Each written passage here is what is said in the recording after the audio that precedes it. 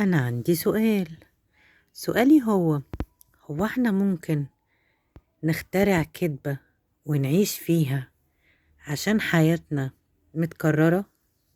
بمعنى أخترع كدبة، ده أنا عملت مع جوزي النهاردة حاجات ورحنا مشوار ورجعنا والعيال عملوا وسووا وكل ده ما حصلش. ليه؟ لأن الحياة هي اللي إحنا بنصحى فيه هو اللي بننام فيه، فأوريدي مفيش حاجة تقدر تتكلم فيها جديدة. فده ممكن إن إحنا عشان نتكلم مع أي حد تاني نخترع حياة تانية بموت تاني عشان حياتك متكررة.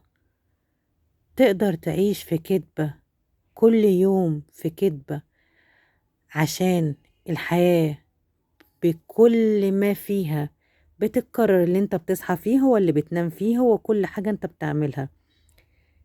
انتوا قابلتوا الأشخاص دي؟ ولو قابلتوا بتعملوا معاهم ايه؟ بتتعاملوا معاهم بجد ازاي؟ هستنى الإجابة بسرعة.